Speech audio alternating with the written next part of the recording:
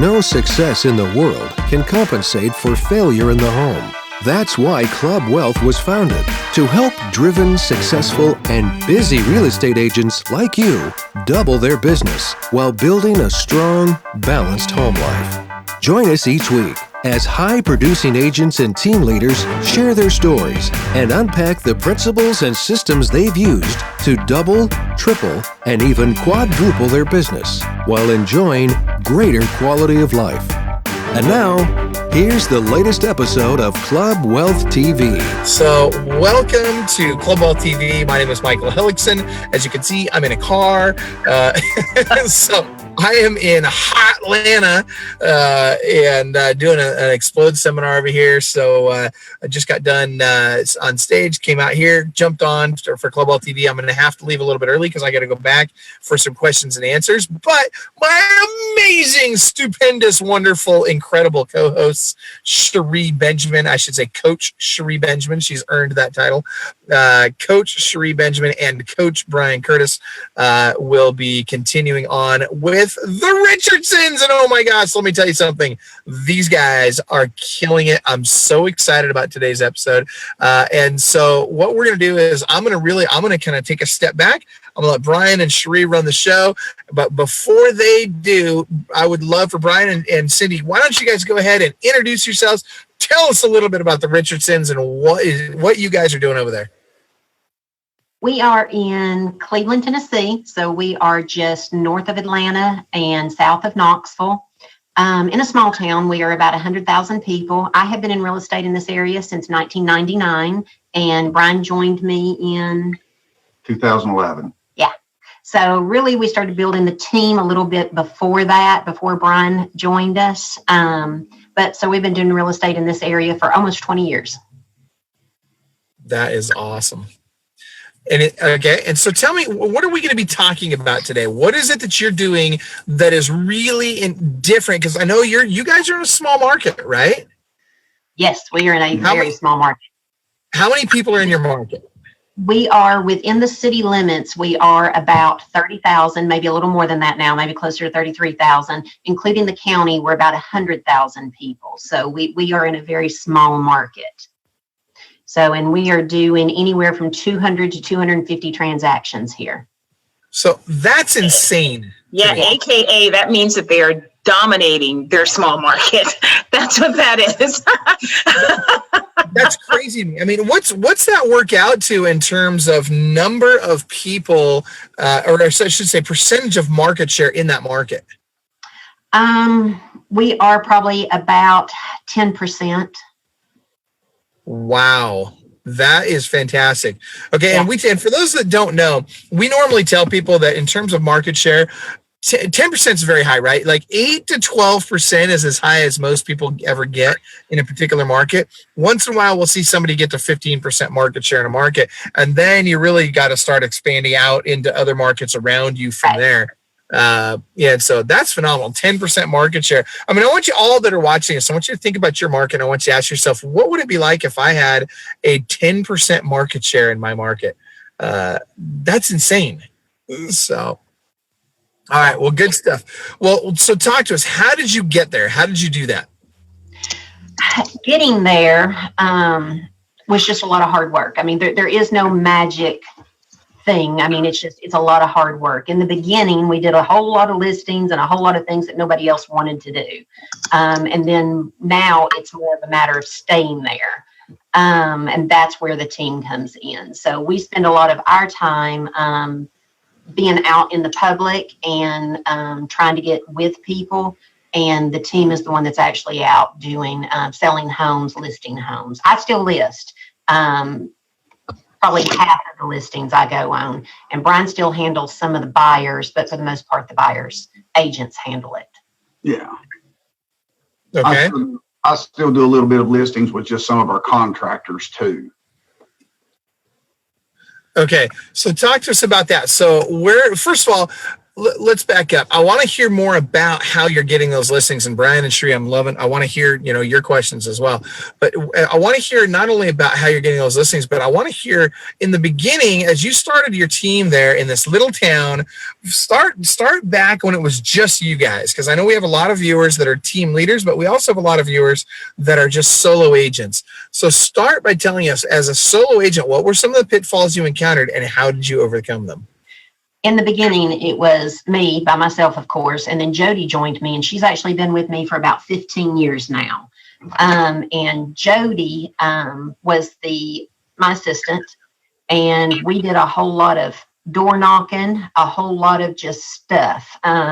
Jody, wait. Did you say you and your assistant did door knocking? Oh, absolutely. And I am a high D, so getting in front of people is not natural for me. Jody is a high I, so it was not uncommon for us to go to lunch and Jody throw me out at a FISBO. I mean, she would just pull up, hand me a package, and tell me to go. So she pushes me. And then that was very common in the beginning. Again, we did a whole lot of things that agents didn't want to do. And I know it's hard now thinking back that we actually did door knocking and phone calls and the things that people don't want to do. But this is the result of what that did in the beginning. So now we don't have to go out and door knock. We still phone call, but the difference is now when we call, they know who we are. So that kind of gives us a little bit of a leg up rather than just randomly calling people. But we did a lot of listings that we're probably ashamed of now. Again, we did what the big people didn't want to do. It was a whole lot easier breaking in on the listing that other people didn't want to do. I mean, I had listings in the beginning that I had one that had so much water in the basement, I was scared to put a lockbox on it. So we just, we just had to meet you there so to make sure that nobody got hurt. But that's just how we kind of got into it. And one of the really big developers in town called me to see that particular listing because it came with land. And when my broker saw him sit in my office, he about died because he couldn't believe that I managed to get this guy in my office. So it was just kind of like a blind luck. But yeah, it was a lot of hard work in the beginning. So a couple of things I just heard you say there. One of the very first things you did was hire an assistant. And so how long had you been in real estate before you did that? And how much money were you making when you did that? I hired her about 2 years in. And at the time I was maybe making $50,000, $60,000 a year. So to bring on an assistant was extremely scary. Yeah. So, but I mean, it freed me up that I actually made more money once Jody was involved. And I know that's a hard, and I got lucky because, people say that your first assistant, that's going to be your executive assistant. And I don't think that's necessarily always true. I think I got extremely lucky and we grew up together. So we kind of grew in the business together, but most people can't afford that caliber of a person from the beginning. I got lucky because she was young and we kind of developed together. Mm-hmm.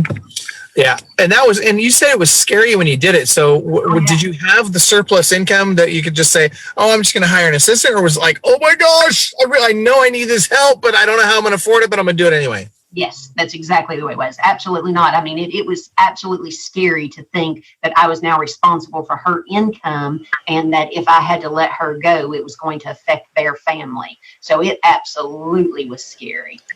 Yeah. I think all of us. And Brian and Sri, I'm curious, with your teams, did you feel the same way when you hired your first assistant? Oh my gosh, I was so scared.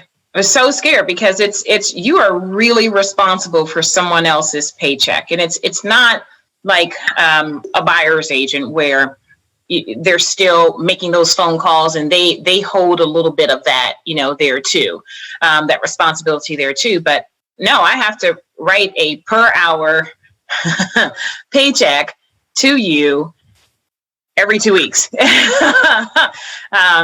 I was completely scared out of my mind to do that. It's a big deal. It really was a big deal for me. However, it drove me even further. So it was almost like that big of a boost that I needed because, I got someone else that that I'm basically responsible for, like what Cindi said. I'm responsible for her household also. So I need to go out and make the best use of this time. I got to go get some more deals. I can't let, some people have an assistant they'll bring them on, and then they give the assistant all the stuff they don't want to do, but then they don't turn around and go get more business with that.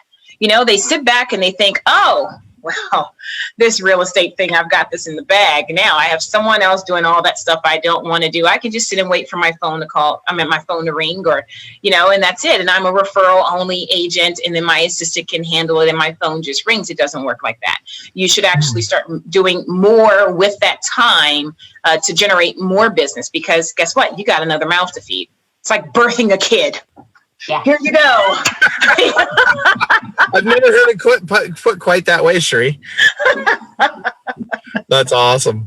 Brian, how about you? What was it like for you? Was it straightforward? Was it easy, or was it a little bit scary? It's a lot of different factors. So my first assistant was actually Lisa. So she was unpaid. That was the most expensive thing I ever did. So, and it's just understanding that sometimes working with your spouse, in an assistant role can be challenging. I know that you do it, Michael, but I found it better for my marriage to hire somebody else. But it was scary because, Lisa and I are both pretty high D, so there can be a little bit of this going on. But, at first it was, and my very first assistant lasted 3 weeks with me, and I would never use that person's name, but ultimately I told them, this is something that we have to do no matter what. This has to be done. Back in the REO days, and REO, there's zero tolerance in REO for all the people out there who want to get into REO. Make sure that you understand that Christmas, a task is due. That means that task is due on Christmas, and the system isn't smart enough to figure out it's Christmas. But anyway, so we missed a task, and I said, but I told you, well, I got busy or something, and so I was actually at a conference and I fired her right there. And, it just had to happen. But it took me another 6 months to hire my next assistant.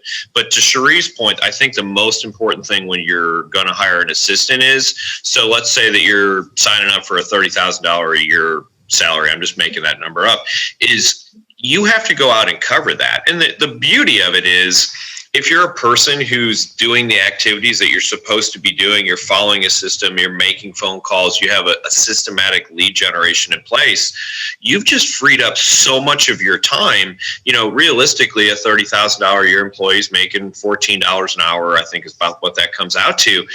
There are so many things in real estate that you can do that make significantly more than $14 an hour. And here's the best part about it. For the majority of agents who I know that are good are low C's and low C's. So, for all you disc profile people out there, but ultimately they can do all the stuff that you're cruddy at. And really that's what it comes down to. So they're 10 times more efficient at what you're bad at. So, that's the beauty of it. I heard Chris Smith say one time, hire people to replace the parts of your business that you're bad at and don't like to do. And most of them that you don't like to do, you don't like to do because you're bad at them. So, it was a scary hire, because I feel that responsibility of, at the end of the day, if my team doesn't eat, that's my responsibility. So they eat first. And at the end of the day, I get what's left over. So it's a responsibility. And, if you take it that way, that it's good. And since we're talking about assistants, let me bring this up. If you tell someone when to do something, where to be, how to do it, they're an employee. And yes. I think a lot of people out there go, well, my assistant has a license. Did you tell him to come to work today? Yeah. Then you better play him as a W-2 unless you'd like to deal with the IRS. And they're not a fun group of people to deal with. So anyway. No, and that's a big mistake that a lot of people do make. They think that they can just get away with it, with having them as 1099. And I think that that's something that you need to be very careful of.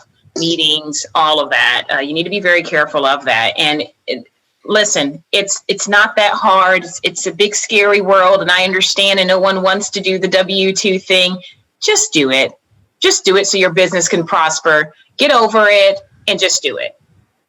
So I'm curious, Brian and Cindy, are you using a payroll company like an ADP or a Paychex or anything like that?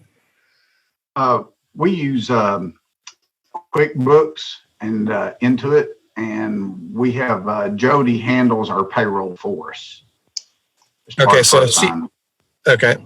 so you're not using a third party company to ensure that that things are getting done a certain way or anything like that. No, huh? Okay, all right. So go ahead. And I was going to say, I can give you a pointer. So my biggest team's in Atlanta, and you guys aren't too far from it. But SunTrust is who I used, and it's fairly cheap. They handle everything. All of the stuff that's supposed to go to the IRS gets done. It's wham bam. They give me a reminder. I send it in. Done. $50. So. Yeah. Okay. So I want to remind everybody that's just joining us. I know we've got a lot of people that are just joining in right now, and welcome, by the way. Thank you guys all for being here. That Brian and Cindi are running a 10% market share in their little part of the world, and that's saying something, you guys. That is a pretty big deal. And so, I want to now get in. We've talked about, in the beginning, it was hard for you guys. You were nervous about hiring this assistant, but you did it. And so then you transition from, now we've got the one assistant, to how did you start becoming the local expert and really growing a team? Tell us about that. A lot of business, a lot of work. That's when we look back at what Jody and I did years ago, it was hard to believe that two people could do that amount of business, but it's completely doable. But it is a lot of referral business. Since we are in a small town, we can prospect on a much smaller scale. So we've yet to have a big client event. And this will be our first year actually doing that. But we prospect by joining associations and being involved with local charities. We do a lot, and we've talked about this. We do a lot with some of the communities when they're selling, the charities are selling tables to events, their big annual fundraisers and things. We like to sponsor those. If we don't sponsor them, we'll buy a table, and we will take whoever we feel we're getting business from or who we can get business from, we'll take and ask them to come sit at our table with us. And that's a way that we can just prospect with people. Okay, so how many of those are you doing here? Because I know we've talked to a lot of people that are doing charity events, and it's a big deal, right? Getting involved in those charities, supporting the charities, and then get more specific with us. Like, do you have a truck that you're parking out front or anything like that? Talk to us about that. Well, what we do is we do about 2 to 3 a year. Various types of clubs like Junior Auxiliary, Fellowship of Christian Athletes, those types of things, and we're able to get our sponsorship and get our logos out there really big. And those are the type of things that we do to get our advertisement, and everybody knows that we're a major sponsor of the events. And like the JA event, that was really neat. Everybody, as the couples come in, it was a black tie event. And as everybody came in, they stood in this one place and they took pictures so that everybody could post on Facebook their pictures. And our logo was actually on the backdrop behind them. So everybody's posting on Facebook, and then there's our logo right behind them. Yeah. So that one, we didn't expect that with the picture thing, but it turned out really, really great. What we did expect was to be on all of the advertising and the brochures and everything, but the pictures, which was just kind of a bonus, that was really neat. Yeah, that was nice. So, I'm sorry. Go ahead, Brian. No, I was just going to say, and of course, throughout the events, they mention, who's the main sponsors and stuff like that, so everybody in the audience knows who we are. So when you guys you were doing all the dirt that no one else wants to do. Okay, because we've got people who are in smaller markets. Not everyone's in Atlanta or LA. Some people are in Bentonville, Arkansas, and sorry, Brian. But so I think there is a little bit of a difference. We like to say that will it work in my market? Yes, and yes, and yes. When you're in a smaller market, you have to be out there more. You have to make your face. You have to get in front of more people. The charity events, the client events. It's great that you guys are doing that. Step up to doing like community events, all of those things. So when you first got started, how did you pick which charity to be a part of? There's so many, and sometimes we find things where it's like, ooh, if I go with this charity, I might make these people upset. Or if I go with this charity, I may make these people upset. How did you determine which ones? Because you're in such a small town where it's like the Cheers, everybody knows your name, so how did you decide that? It actually was kind of just again, blind luck.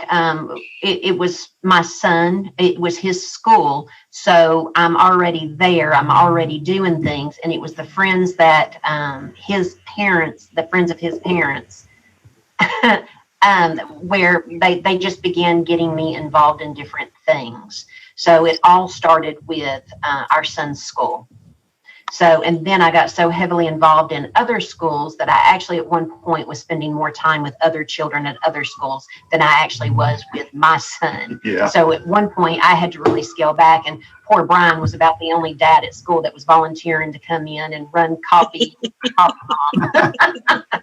I'm over at the school down the road, reading to the kids. So a lot of it started with just our son was at that age where it was easy to get involved just by being around the other parents of children that same age. So and school and your children are an excellent way to prospect. I mean, even Jody now prospects at the ballparks because you are there several times a week. You are sitting with all of these parents around you. That is an excellent time to start reaching out to people and letting them know what you do, and just not really in your face selling, but more talking about the market and about what's going on, so that when they do have questions, you're automatically the expert that they think of.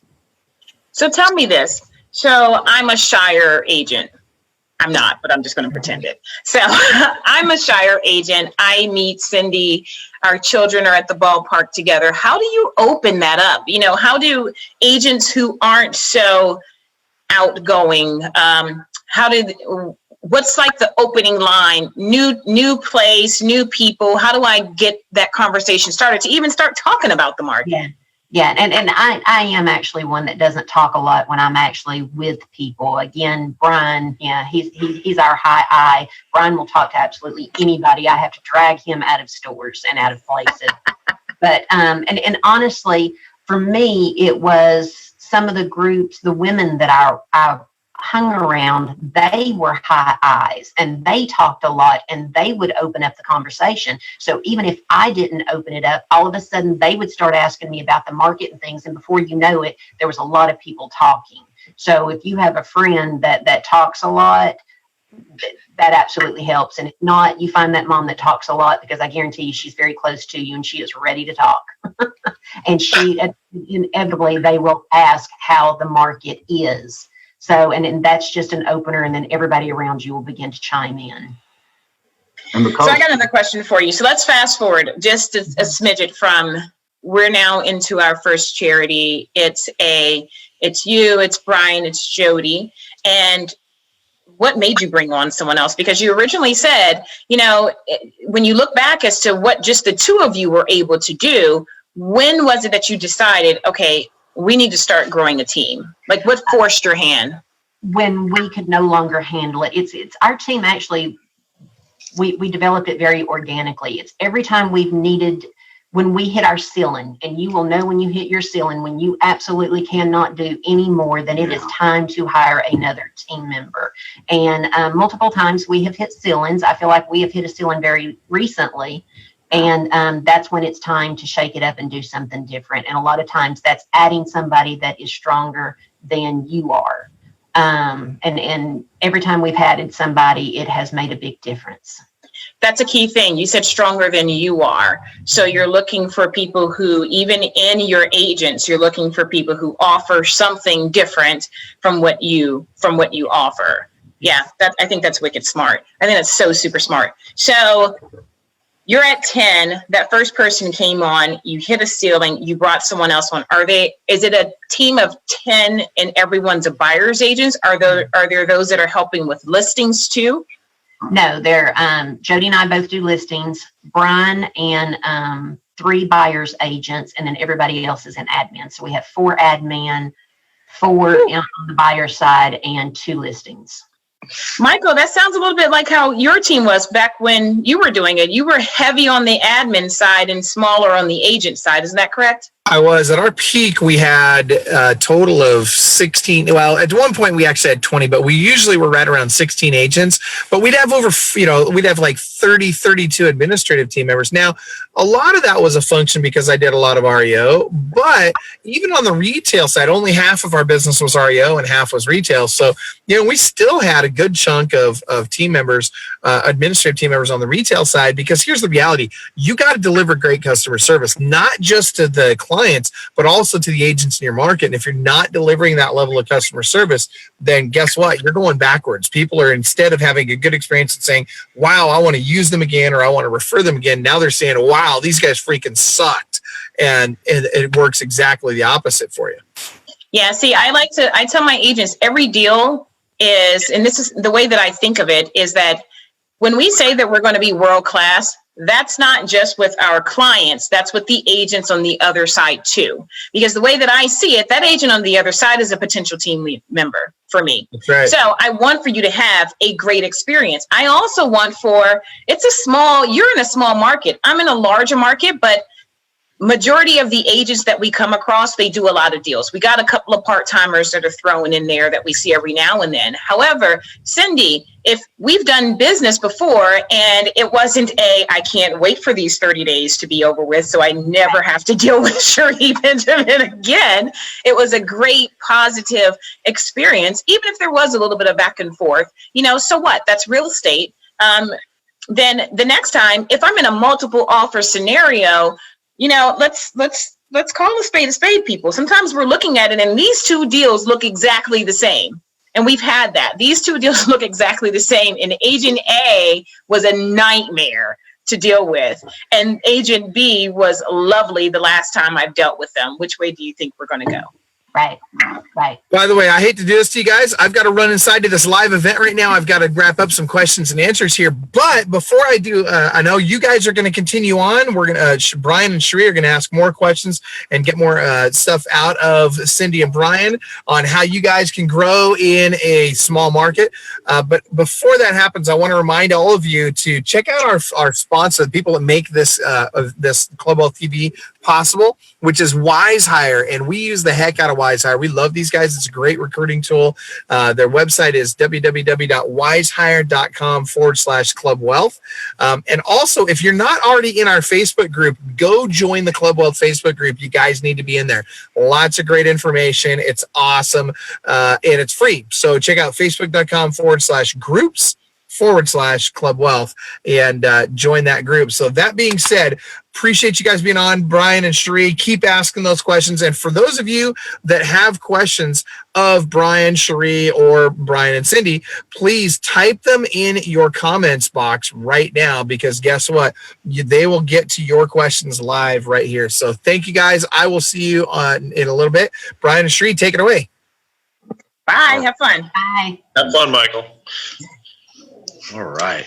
Well, I'm going to shift gears a little bit on you, and I'd like you guys to talk a little bit about the magazine that you work with, because I know that that's something that and I learned this just because we were in a mastermind together. So, tell us a little bit about that. I'm sure there you got a copy of it back for you to show it to us. Yeah. Awesome. Okay. Well, I'm just going to turn that over because I think it's a really neat thing. I'd like you to talk a little bit about the price, the return.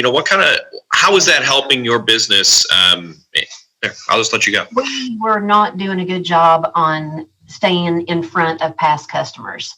So we needed something to go out other than emails and birthday cards. We needed something to go out to stay in front of them. And then we come across the magazine, and this one is Homes by Design, and it is an excellent quality. We get to completely design the front cover, and then we also design the back cover, and we have spaces on the inside, and it's nice quality too. So it doesn't feel like a newsletter. It feels like a true magazine. Absolutely.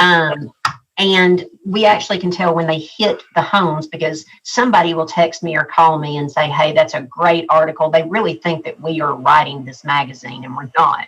But they'll call and they'll say, I loved that recipe, or that's a great new style that's coming out. I mean, we always get some kind of comment, and it's an excellent way for us to stay in front of past clients, because I get sick. I mean, if I could drive by past clients and I see someone else's sign in the yard, that is a sickening feeling. And you know, I mean, I'm one that beats myself up over it. It was my fault because I didn't stay in contact with them. So that was a way that we can get back in front of them again.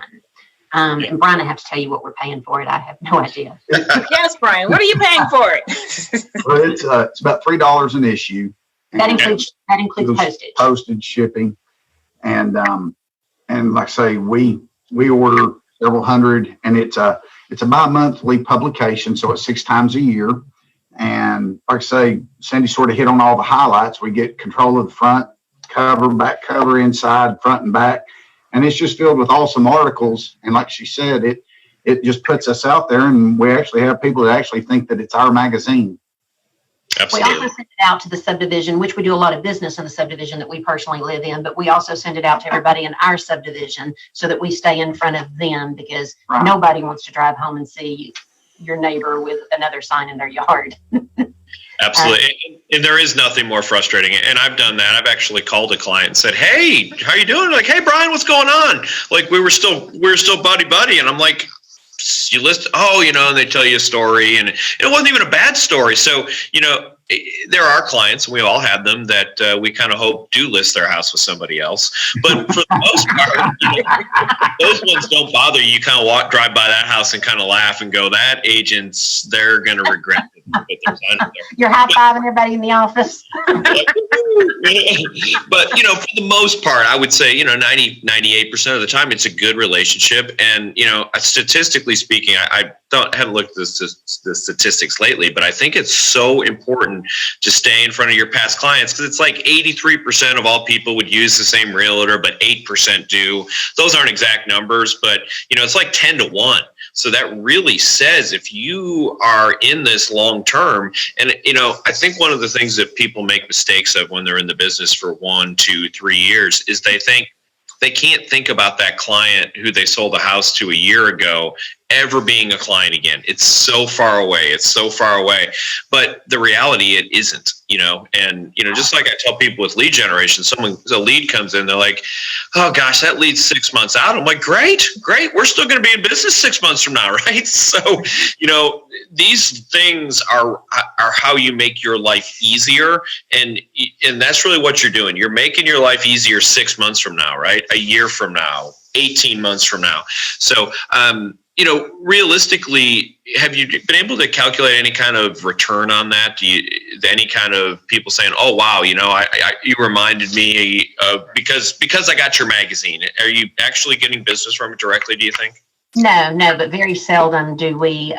It's not happening as much where we see our sign, someone else's sign in one of our old yards. So that makes us feel better. And we just recently started putting people, when we're not the buyer's agent on one of our listings, we've started putting those people in our list too. So I'll be curious to see how that turns out. But we are starting to add other people, because when the market shifts, we know that a lot of, that we'll see a lot of the newer agents fall out of it. Yeah.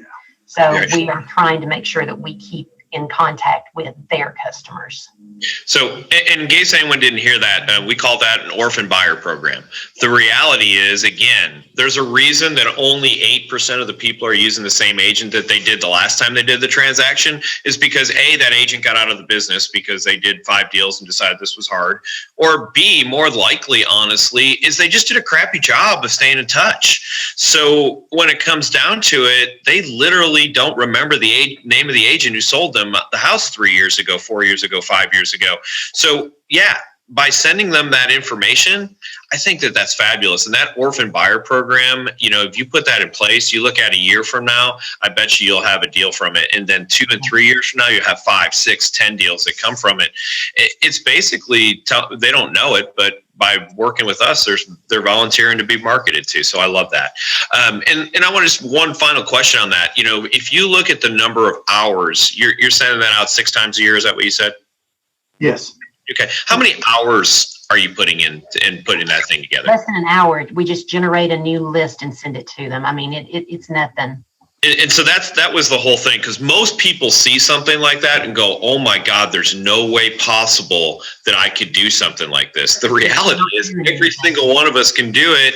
And, if you have 100 past clients, we're only talking about $300 every other month, $150 a month. Right.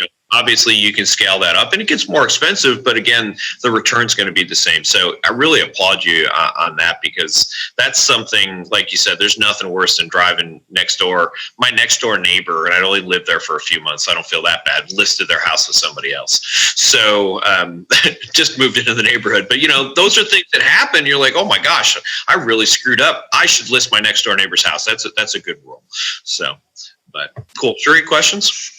Well, I do want to talk about how many, because we're in such a dominating for listings. How many listings do you guys currently have right now? 81. 81. Okay. Mm-hmm. And how many did you say that there were of you doing listings? Listings, there's only 2 of us that actually go out and do listings. Okay. And then we have our office staff. So there's 2 people. I want people to hear this. There's 2 people going out and getting listings, and you have 81. I thought it was 80. I'm sorry, I missed the one. So there's 81 listings. Okay. Where are these listings coming from? Where are they coming from? A lot of our listings are past clients. And a lot of them are just people that come to our open houses that need to sell a house before they can buy. So that's probably our main 2 sources, is people that need to sell before they can buy, and past clients. We work for about 7 builders now.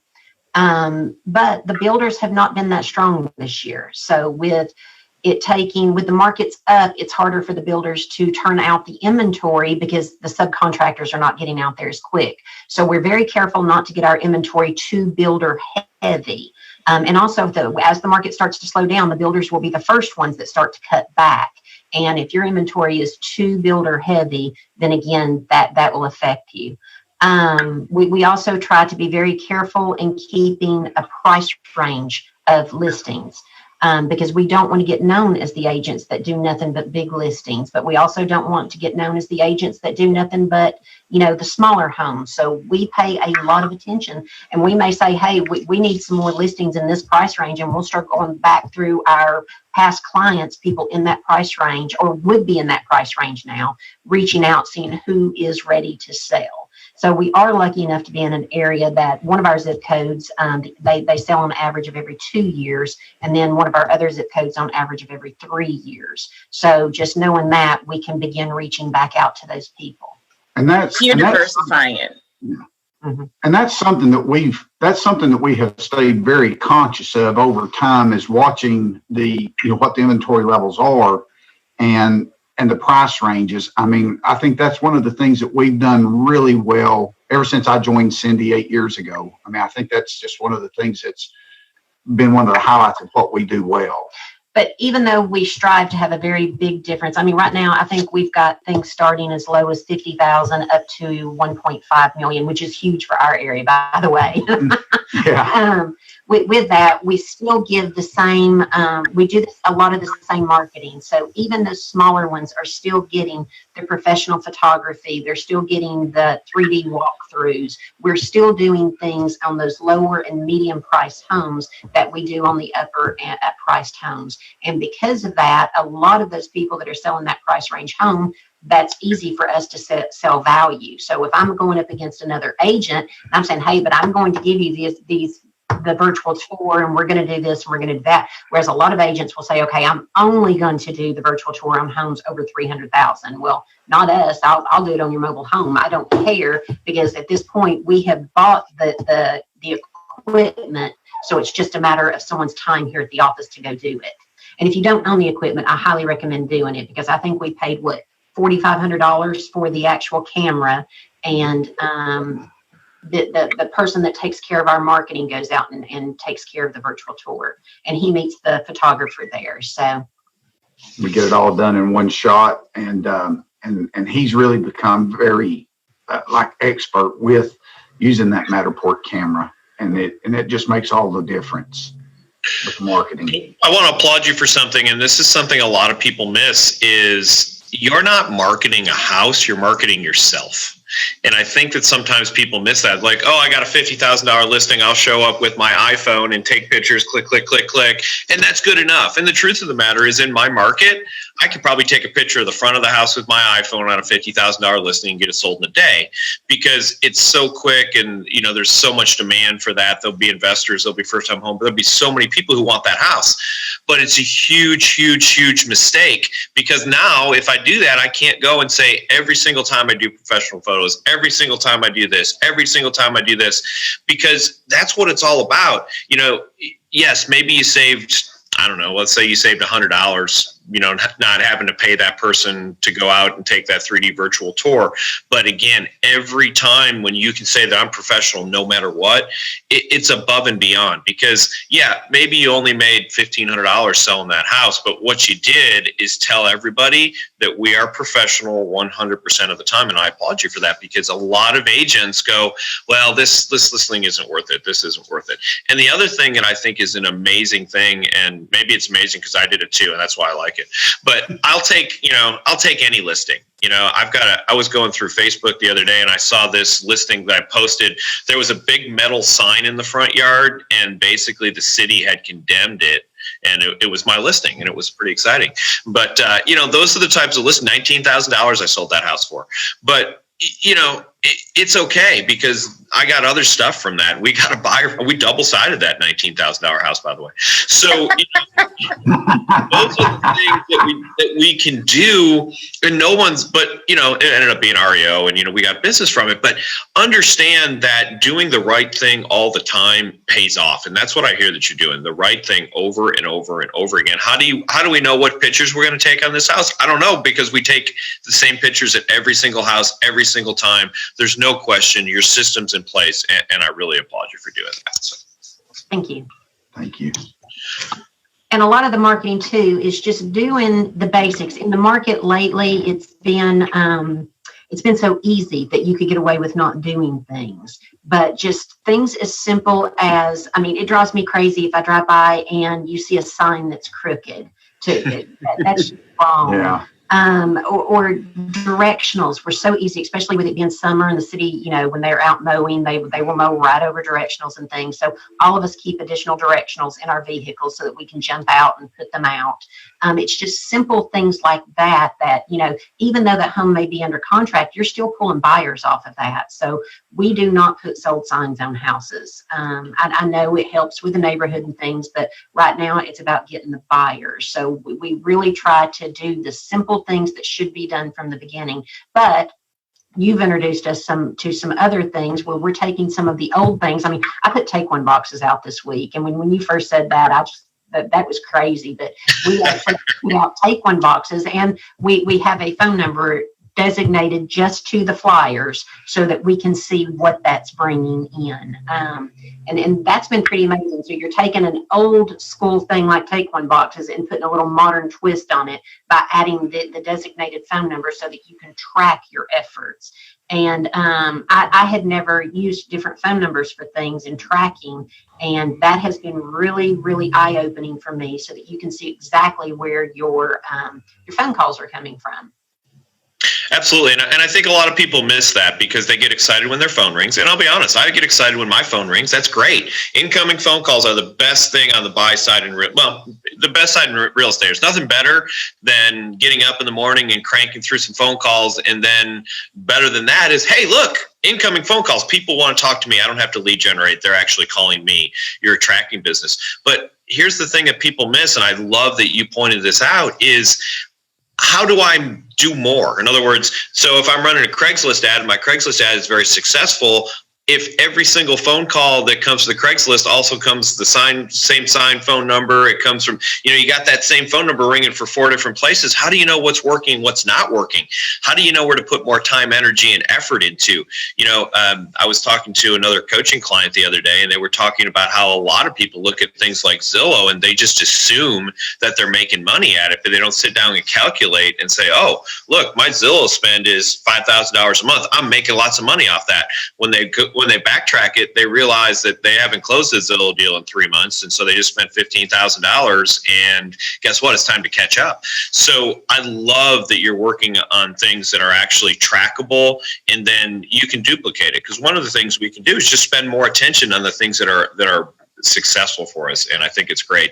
And here's the other thing that I'll say: technology is wonderful, and what I mean by that is I use Facebook and I use all that marketing stuff.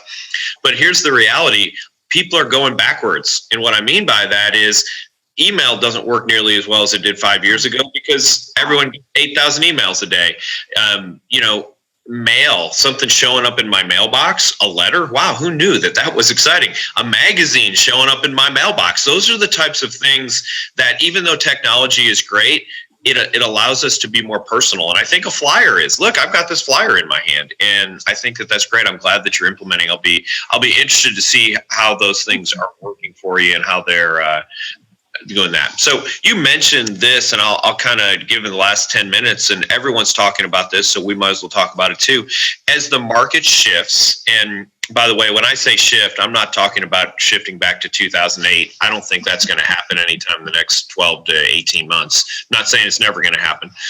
But what kind of things are you guys seeing, for starters, as the market slows down a little bit, and what kind of things are you doing to prepare for it? We know it's coming. But it's not a bad thing. I think for agents that are actually out here working, it's a very healthy thing.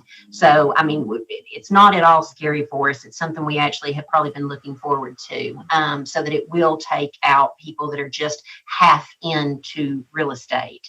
But we are implementing the offers instantly, which is a program we did that's a knockoff of the one that Nick Shivers did from, which is the instant offers. And we're probably a little early on it because the market is still healthy, but we're still marketing it everywhere now. And that's one thing. You can't drive down the street right now without seeing our face plastered somewhere with that offers instantly. And okay. We haven't bought a house yet, but we have had lots of phone calls and lots of listing appointments from it. Yeah. So it's just something. Where are you advertising that? So you said you can't see your face. So tell me a little bit more about where you're advertising that, and obviously you're getting some success off of it. Yeah, we have billboards all over town, and I did like Nick. I did the little cartoon head instead of my actual picture because for some reason in our town, I need to hire the person that's selling billboards because I'm amazed at how many people run billboards in this town.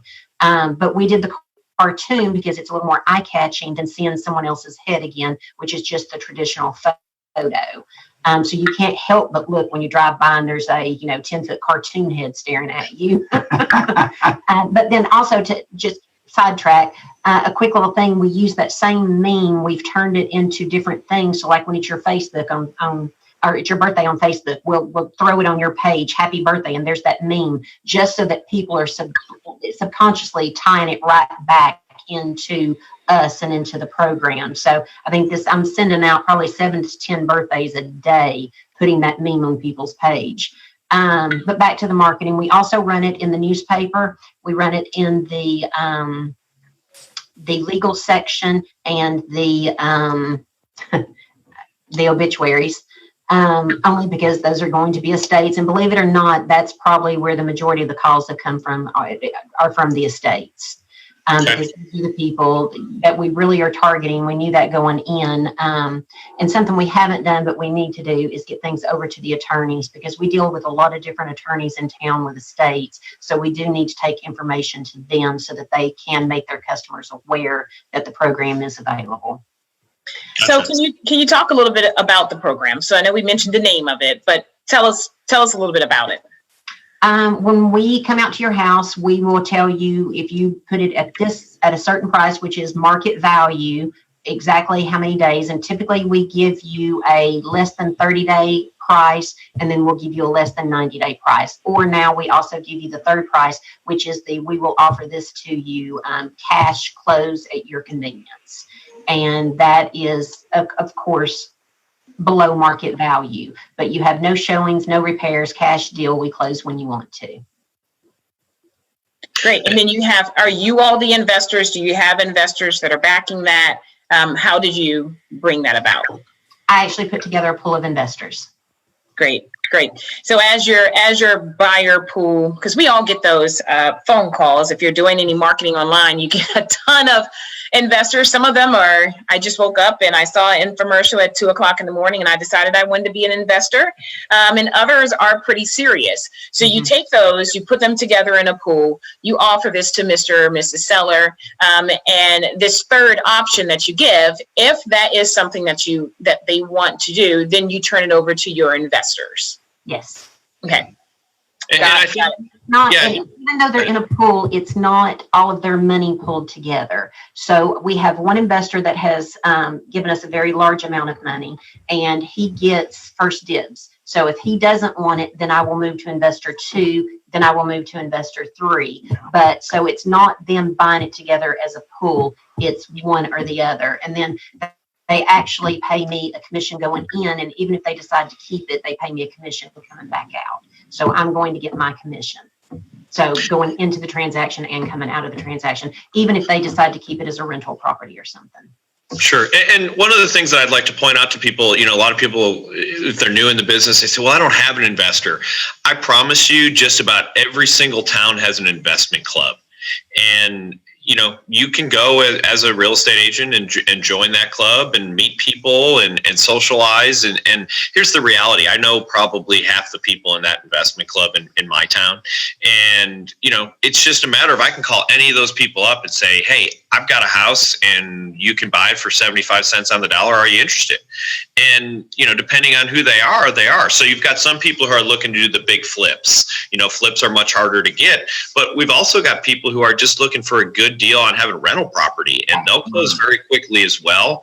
And, all those things make it very easy. So if you're not a person who feels like you can go out and write it, a $50,000, $100,000 check to buy a house, I promise you with, a couple hours of work a week, you can put together an investor pool. It's not just that Cindi and Brian have been doing this forever. And after a while, you're going to do that and get that anyway. But ultimately, if you're scared about this, just do a little bit of research on the local investment club and go spend a couple hours there and say, look, if I got a deal, does anybody want it? And everyone in the room will raise their hand, I promise. So after the marketing started, I had a lot of investors that I had not even talked to, and even a lot of real estate agents call me wanting in on it. So, if I ended up with a house that none of my investors wanted, I do know that there's several agents that I could call, which brings me to something else. I actually offer a discount commission to other real estate agents. So I have listed several other agents' homes, and I market them just like I do all the others, but I give them a discount rate. Because to me, nothing endorses us more than with an agent from another company lists with me. So tell us a little bit more about that. So Brian, I think we both set up on that one. So just out of curiosity, why didn't I list my house myself? One, we do more marketing. So again, I'm going to give you all the same services that I do my clients. Also, depending on your E&O insurance, it may be to your benefit to use someone else, but just check into your policy. Some of them will, some of them will not cover your personal investments. That's an interesting thing, yeah.